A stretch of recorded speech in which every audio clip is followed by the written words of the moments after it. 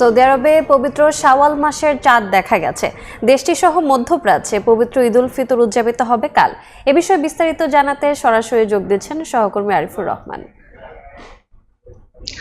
দীর্ঘ প্রায় 1 মাস সিয়াম সাধনার পরেই কিন্তু আসলে এই ঘোষণাটি যেটির জন্য অপেক্ষা, সেই অপেক্ষার অবসান হলো। কিছুক্ষণ আগেই কিন্তু সৌদি আরবে ঘোষণা হয়েছে পবিত্র ঈদ উল ফিতরের চাঁদ দেখা গেছে, অর্থাৎ যে শাওয়ালের চাঁদ যেটি দেখার জন্য অপেক্ষা ছিল সেই অপেক্ষার অবসান হয়েছে। কিছুক্ষণ পরেই আমরা আসলে এই যে সেলিব্রেশন সেটি কিন্তু শুরু হয়ে গেছে। ইতিমধ্যে আমরা আসলে দেখেছি প্রায় সবখানে সৌদি আরবের যেখানে যেখানে চাঁদের দেখার জন্য যেই অবজারভেটরি যেই কমিটিগুলো থাকে তাদের কাছ থেকে বেশ কয়েকটা জায়গা থেকে কিন্তু ইতিমধ্যে একযোগে ঘোষণা এসেছে, এবং সৌদি রয়্যাল কোর্ট থেকেও কিন্তু এই ঘোষণাটি এসেছে যে আগামীকালই সৌদি আরবে পালিত হবে পবিত্র ঈদ উল ফিতর, অর্থাৎ শাওয়ালের যেই প্রতীক্ষিত চাঁদ সেটি কিন্তু উদিত হয়েছে। এই কারণে কিন্তু আমরা আসলে দেখছি যে সৌদি আরবের বিভিন্ন জায়গায় কিন্তু ইতিমধ্যে যে ঈদ উল ফিতরের যে সেলিব্রেশন সেটি কিন্তু শুরু হয়ে গেছে।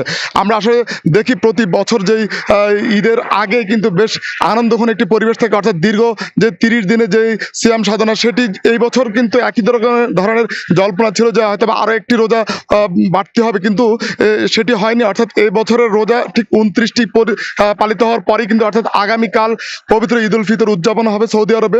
আমরা কিন্তু এর আগে কিন্তু খোঁজ পেয়েছি যে সৌদি আরব ছাড়া বেশ কয়েকটি দেশ ইতিমধ্যেই তাদের ঈদ উল ফিতরের যে ঘোষণা সেটা কিন্তু দিয়েছে। তবে অধিকাংশ অনেকগুলি দেশ কিন্তু ঘোষণা দিয়েছে তারা কিন্তু একদিন পরেই ঈদ উল ফিতর উদযাপন করবে, যেমন তার মধ্যে অস্ট্রেলিয়া, ব্রুনাই, মালয়েশিয়া এবং বেশ কয়েকটি দেশ কিন্তু তারা ঘোষণা করেছে তারা আরো একটি দিন অতিবাহিত করে কিন্তু ঈদ উল ফিতর উদযাপন করবে। আমরা জানি যে সৌদি আরবের সাথে মিল রেখে বেশ কয়েকটি দেশ অর্থাৎ মধ্যপ্রাচ্যের যে দেশগুলি আছে সেগুলো কিন্তু ঈদ উল ফিতর উদযাপিত হয়।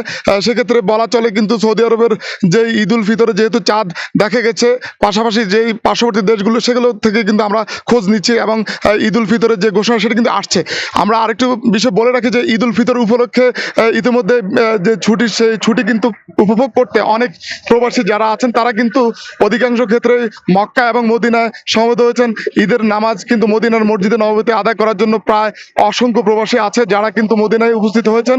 আমরা আরো দেখি যে আসলে এই ঈদ উল ফিতরকে উপলক্ষ করেই কিন্তু বিভিন্ন রকমের উৎসবের আমেজ তৈরি হয়। তো সব মিলে বলা চলে যে ঈদ উল ফিতর যে চাঁদ সেটি কিন্তু উদিত হওয়ার ফলে যে আনন্দের যে বার্তা সেটি কিন্তু এখন সবার মাঝে কিন্তু চলছে। তো এই ছিল পবিত্র ঈদ উল ফিতরের যে শাওয়ালের চাঁদ, সেই চাঁদ নিয়ে আমার কাছে সব শেষ।